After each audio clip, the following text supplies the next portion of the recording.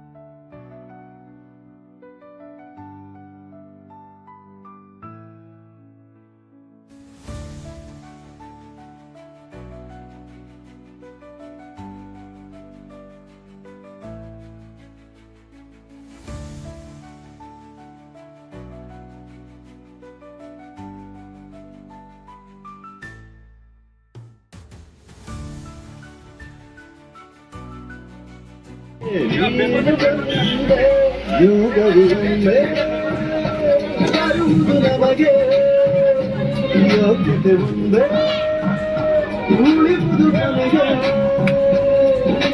ಸೂರ್ಯನೊಬ್ಬ ಚಂದ್ರನೊಬ್ಬ ರಾಜನು ಒಬ್ಬ